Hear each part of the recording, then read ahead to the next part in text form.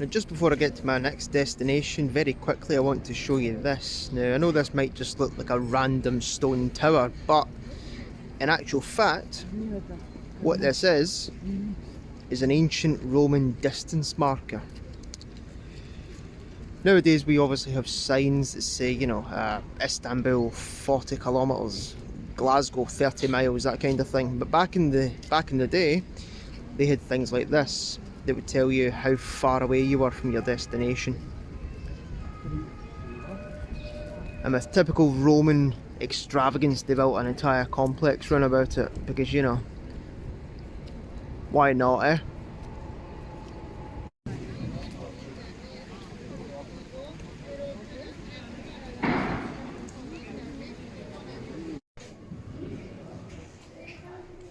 I was going to tell you about the Blue Mosque. I was going to tell you about how the mosque was completed in the year 1616. I was going to tell you about Ahmet I, the Sultan who commissioned the building. But instead of the beautiful and tranquil mosque I'd heard so much about, I got this.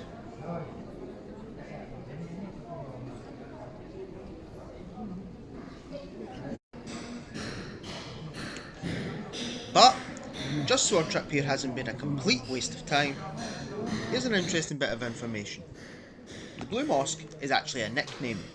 Blue is a very popular colour in Turkey, and in fact, it impressed early French visitors enough for them to call it the colour of the Turks, or turquoise. There's one for your next pub quiz.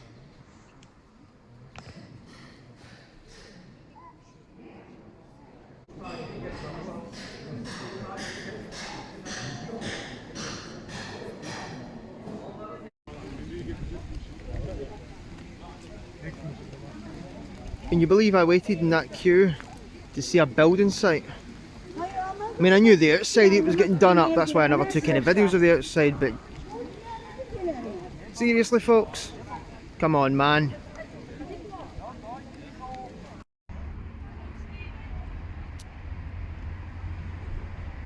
Well, the Blue Mosque was obviously a bit of a disappointment there. I wanted to show you some of the nice artwork in there and give you some interesting information about that, but never mind. There's the negative. The positive is the sun's come out. I went back for a while, got some lunch, got some tea, obviously, because the rain was absolutely pouring down. It would have broken the camera, but the weather's changed. It's sunny, it's actually quite hot now, so perfect for what we're about to do here. Behind me, you can probably see, is a bit of a wall. Now what's special about that wall? Well, this is a part of the Byzantine Walls. Now, Constantinople, as it was known at the time, was famous for having massive, impenetrable walls, right? Nobody could get through these things. 23 armies tried and failed to break through these walls before eventually Mehmet did.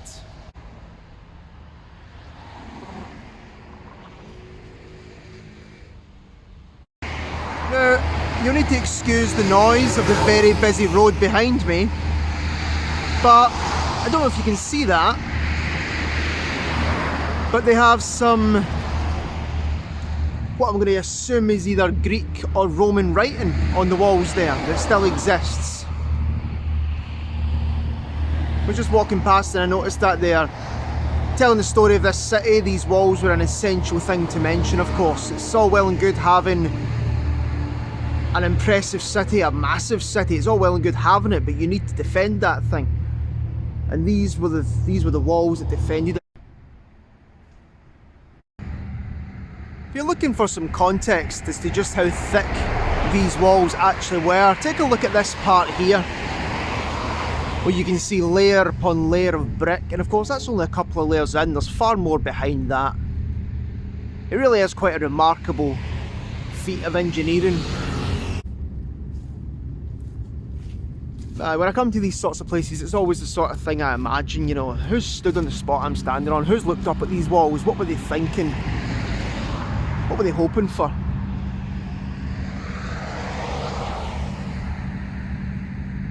I think I might just have found a wee vantage point that I could show you. That is a really noisy road, isn't it?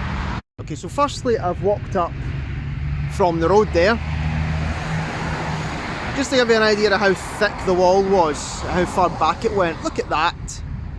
Layer upon layer of brick. Now of course, parts of these towers would have been hollow, because they would have had guys inside them running up and down, firing arrows and other projectiles at any approaching enemy. But just to give you an idea of the killing fields, or what you could only describe as a killing field dimensions. Try and stay away from that barbed wire, that'd be good. Where the old train track sits would have been where some of that actually was. You see that other layer of wall behind there that's got kind of modern buildings on it for whatever reason. Not entirely sure I like that, but I suppose you've got to move on, you've got to build. That's what happens in cities like this. That's the story of this city.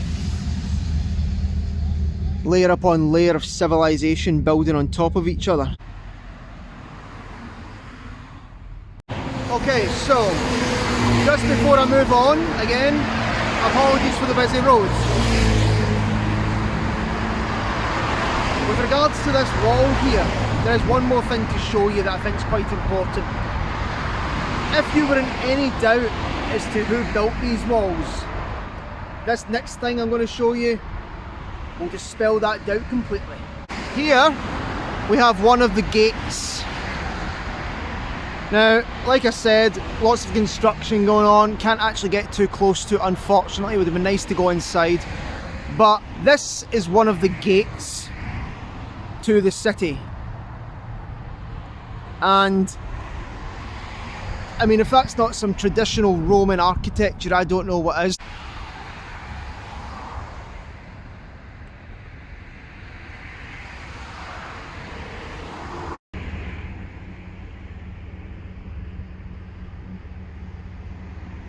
Right, well, the final place I want to show you, fortunately, is not next to a main road, so we'll get some peace and quiet hopefully to do it.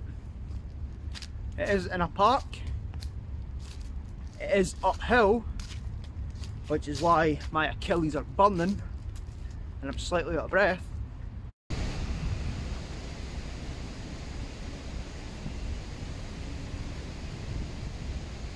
So, this is where I'm going to bring the video to an end in a few minutes. So why have I chosen this place? Of all the places in the city I could have showed you to tell the story, why have I chosen this 18.5 metre piece of marble?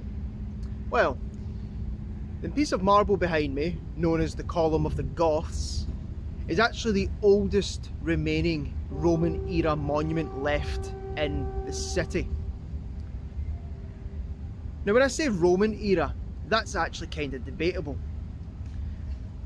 The general train of thought is that the Column of the Goths here, contrary to what the name might suggest, is not actually there to commemorate the Goths themselves, but it's there to commemorate Claudius's victory against the Goths. It is, however, such an old piece that there is some debate amongst historians as to who put it there and why. Some believe it wasn't to commemorate Claudius's victory against the Goths. Some believe it was to commemorate Constantine's victory against the Goths. But then there's other historians who have argued that it's much, much older than that. There is a thought that this thing actually dates back to before the Romans, and that when it was originally built by the Greeks, that it was to commemorate a Greek goddess. There are others who believe it goes back even further than that, and that it was put there by the early settlers of the city, the early Greek settlers who named it Byzantium.